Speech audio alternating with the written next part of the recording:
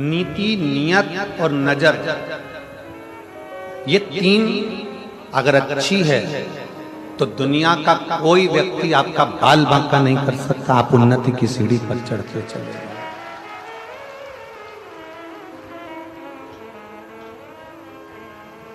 जब हमारी नियत बेकार हो जाती है, हमने सोच लिया कि मेरे को ये बहुत मिल जाए, ये बहुत प्राप्त हो जाए, ऐसा हो जाए, वैसा हो जाए, तो फिर कहीं ना कहीं दुख झेलना पड़ता है।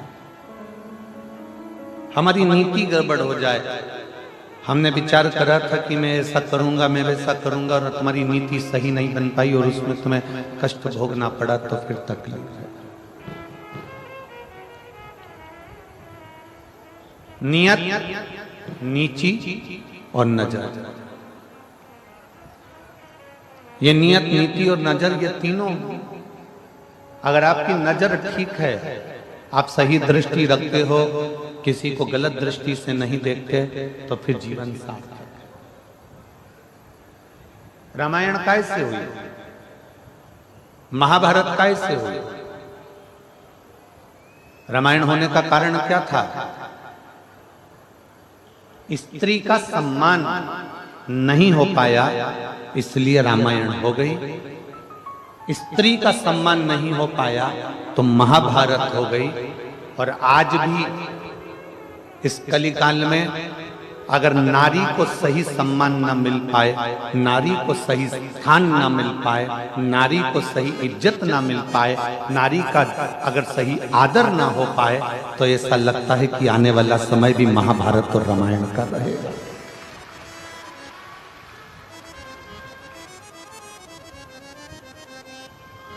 रामायण होने का कारण क्या था? माता सीता को सम्मान नहीं मिला, एक स्त्री को सम्मान नहीं मिला, एक स्त्री को आदर नहीं मिला।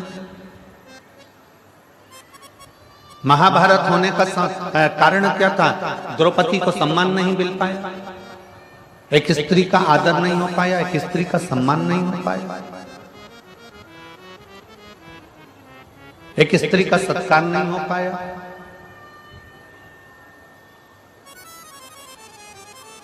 उसमें भी ये तीन चीजें बिगड़ी थी। रावण की नीयत बिगड़ गई थी, कौरवों की नीति बिगड़ गई थी, और जितने सभासद थे उनकी नजर बिगड़ गई थी। आप क्या देख रहे हो? आप क्या विचार कर रहे हो, क्या सोच रखते हो, क्या दृष्टि रखते हो, ये आपके ऊपर निर्भर करता है। आज छोटी छोटी बेटियों के साथ में, छोटी छोटी कन्याओं के साथ में, छोटी छोटी लड़कियों के साथ में, छोटी छोटी बेटियों के साथ में गलत कृत्य हो रहा है। उसका कारण केवल गलत चीजें मोबाइल पर देखी जा रही है, गलत विचार रखे जा रहे हैं, गलत नियत रखी जा रही है, गलत नीति रखी जा रही है, और गलत नजर रखी जा रही है।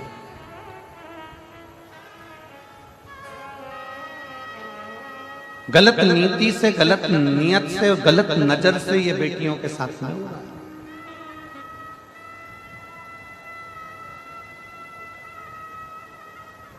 जो बेटियां अपने कंधे पर स्कूल का बैग भी सही से धारण कर कर नहीं जा सकती, वो इतनी इतनी सी बेटियों के साथ में गलत कृत्य हो रहा है। हमने पहले भी एक बार कथा में कहा था, उसके पीछे बहुत बवाल मचा था। हमारी बात का लोग विवाद बहुत जल्दी करते हैं। हमने पहले भी कहा था कि लंका का राजा रावण ने सीता को छुआ था। लंका के राजा रावण ने मां जानकी को छुआ और लंका लेकर गया। तो आज तक दशहरे पर, विजयदशमी पर पूरे भारत की भूमि पर रावण का पुतला जलाया जाता है। इस व्यासपीठ के माध्यम से मेरा इतना सा निवेदन है कि अब रावण को छोड़ो, और जिस मोहल्ले में, जिस नगर में, जिस गांव में, जिस शहर में, जिस क्षेत्र में छोटी बेटियों के साथ गलत कृत्य हो रहा है, उनको लाकर चौराहे पर जला दिया है।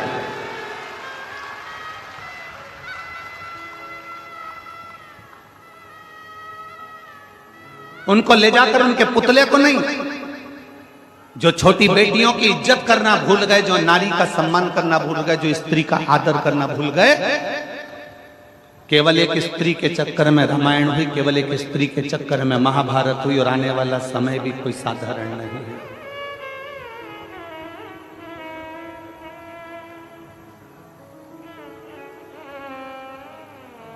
अपनी बेटी की रक्षा, अपने घर की स्त्री की रक्षा अपने को स्वयं करना, स्वयं, कोई दूसरा नहीं करेगा।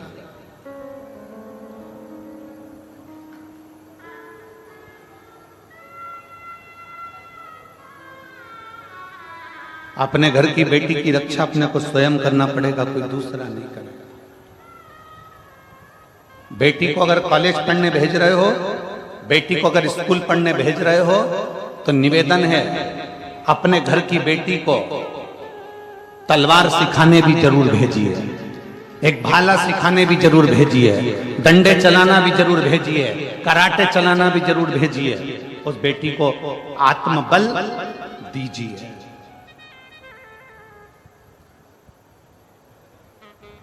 नियत, नीति और नजर, ये बर्बादी की ओर ले जा रही है। कितना सुंदर परिवार है भगवान शंकर का। शिवजी की बेटी अशोक सुंदरी,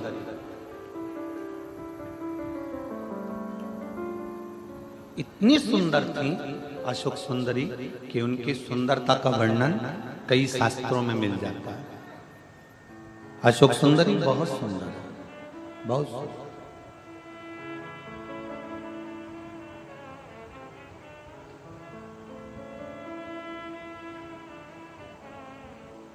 एक असुर राक्षस ने अशोक सुंदरी को देख लिया, बड़ी सुंदर थी, देख ली, और अशोक सुंदरी से कहा कि मैं तुमसे विवाह करना चाहता हूं।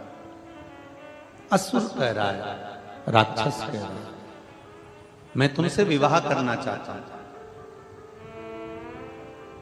अशोक सुंदरी ने हाथ जोड़कर उस असुर से कहा कि देखो, मैं अपने माता पिता के बिना किसी अन्य वर को, अन्य पुरुष को, अन्य व्यक्ति को मैं देख नहीं सकता।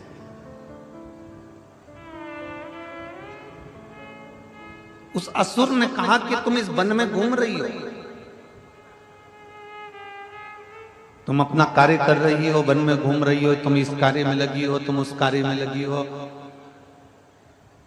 अशोक सुंदरी ने जो शब्द कहा, भारत की भूमि की एक एक बेटी से मुझे वो शब्द चाहिए।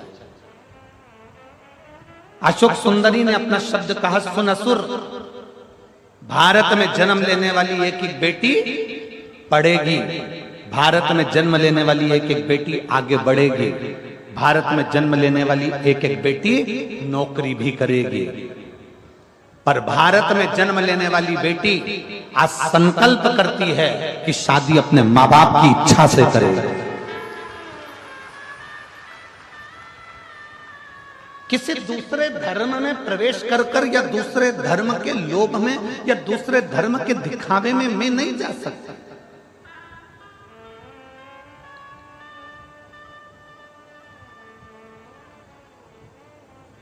मैं दूसरे धर्म के दिखावे में नहीं जाऊंगी, मैं दूसरे धर्म के लोभ में नहीं जाऊंगी, मैं दूसरे धर्म के चक्कर में इधर उधर भ्रमण करने के लिए नहीं जाऊंगी, मैं दूसरे धर्म में प्रवेश नहीं करूंगी।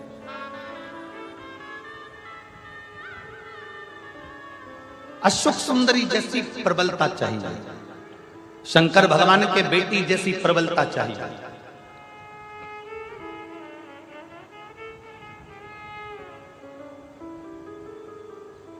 भगवान शिव जैसा बल चाहिए, मां पार्वती जैसा बल चाहिए।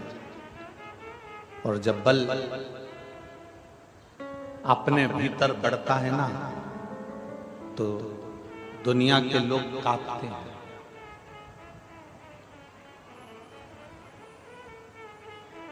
नियत सही रखिए, नीति सही रखिए और नजर सही रखिए। आप में से कई लोग ऐसे हैं, कई माताएं ऐसी हैं, कई मेरे जीजियां बेटी हैं, कई मेरे जीजा बेटे हैं, कई मेरी बेटियां बेटी हैं, कई मेरे बेटा बेटे हैं। मैं अपनी बेटियों को, अपने बेटाओं को, मेरी जीजियों को, मेरे जीजाओं को, मेरी माताओं को धन्यवाद देता हूं कि आप लाखों की संख्या में आए हो। पंडालों में जगह नहीं है, धूप में बैठे हुए हो, छाता लगा लगा कर बैठे हो, पेड़ के नीचे बैठे हो, जहां तुमको जगह मिल जाए तुम वहां बैठे हो। आपसे केवल इतना सा निवेदन है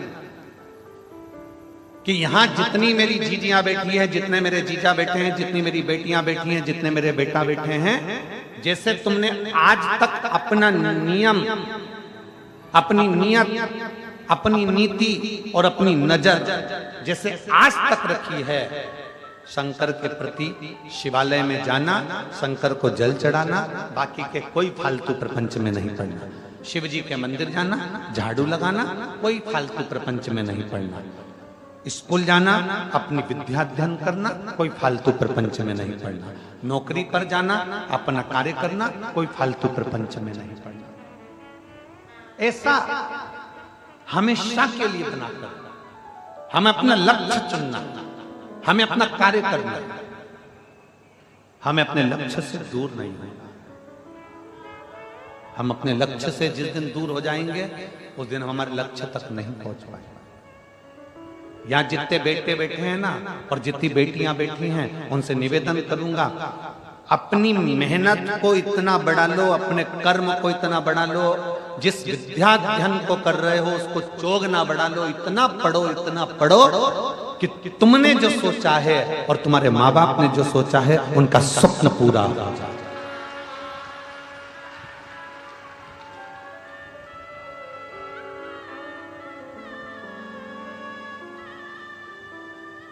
कैसे होगा? 3 चीजें यहां कथा में चल रही है। एक, अपना नियत पक्की रखना। वो कहते हैं ना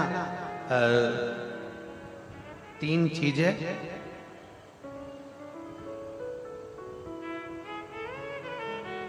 बहुत खतरनाक होती हैं। आज आप लोग सब 3 चीज के पीछे पड़े गुरुजी हो।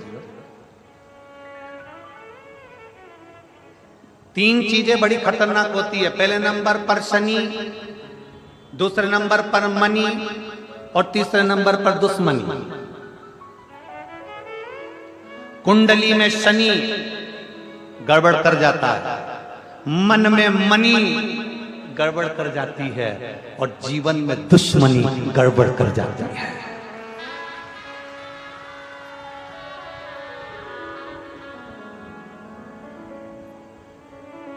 शनि कुंडली में अगर आकर बैठ गया तो वो गड़बड़ करेगा ही। शनि कुंडली में आकर बैठ गया तो वो तकलीफ देगा ही। मनी बाहर रहे, मन में ना। मनी, पैसा जिस दिन मन में आकर बैठ गया ना, मनी जिस दिन तुम्हारे दिल में आकर बैठ गई, मनी जिस दिन तुम्हारे हृदय में आकर बैठ गई तो तुम्हें बर्बाद कर कर ही छोड़े, बर्बाद कर कर ही छोड़े। और तीसरे नंबर पर है दुश्मनी। दुश्मनी बाहर रखो, थोड़ी प्रेम के वश रखो, समाप्त करो।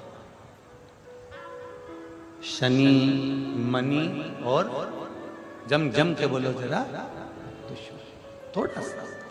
शनि कुंडली में आएगा तो तकलीफ देगा। मनी अगर मन में आकर बैठ गई, लक्ष्मी तुम्हारे मन में आकर बैठ गई, इसलिए कहते हैं लक्ष्मी को, धन को तिजोरी में रखो, लक्ष्मी को धन को लाकर में रखो, लक्ष्मी को धन को आपके घर की अलमारी में रखो। लक्ष्मी और धन को, मनी को दिल में मत आने दो। पैसा जिस दिन तुम्हारे मन में आकर बैठ जाता है उस दिन व्यक्ति को पागल कर देता है। पैसा जिस दिन तुम्हारे मन में आकर बैठ जाता है उस दिन से तुम्हें नींद आना बंद हो जाती है।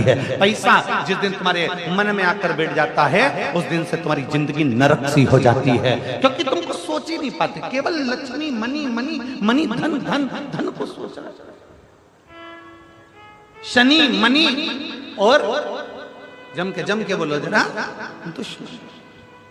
बचने का प्रयास करिएगा। दुश्मनी जीवन में ना हो, सम्मुखता में ना हो। तुम्हारी देवरानी से, तुम्हारी जेठानी से, तुम्हारे रिश्तेदार से, तुम्हारे नातेदार से, तुम्हारे कुटुंबियों से, तुम्हारे परिवार से, तुम्हारे नगर में, तुम्हारे क्षेत्र में, सब जगह पर तुम्हारा प्रेम जागृत होना चाहिए। प्रेम जागृत होना चाहिए। जब हम इस गांव में कथा करने के लिए आ रहे थे तो आते आते हमको वहां सीहोर में सूचना मिली कि कथा जो लिए हैं तो कहा कि गांव के लोग, नगर के लोग सहयोग नहीं करें। तो हमने समीर जी से कहा कि दुनिया में ऐसा कोई गांव नहीं और दुनिया में ऐसा कोई नगर नहीं कि वो धर्म के कार्य में कभी सहयोग ना करता।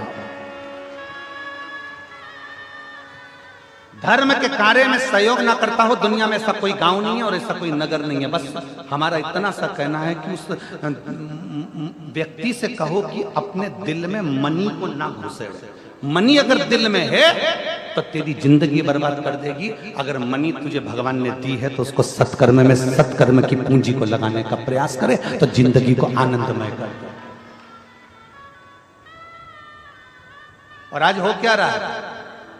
कांटाकुडीही का, धमतरी जिले का एक एक बच्चा, एक एक व्यक्ति इस छोटे से गांव की कथा को सफल बनाने का अथक प्रयास कर रहा है।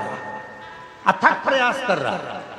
एक एक बच्चा लगा है, गांव का एक एक छोटे से छोटा बच्चा, एक एक बहन, एक एक जीजी इस कथा को सफल बनाने का प्रयास कर रही है कि हमारे गांव की कथा है, हमारे नगर की कथा है। एक एक क्षेत्र का व्यक्ति, पूरी धमतरी जिले का व्यक्ति इस कथा को सफल बनाने में लगा हुआ है। जो इस कथा से नहीं भी जुड़े थे वो भी अब खड़े होकर इस कथा को सफल बनाने का प्रयास कर रहे हैं कि कैसे भी यह कथा किसी भी रूप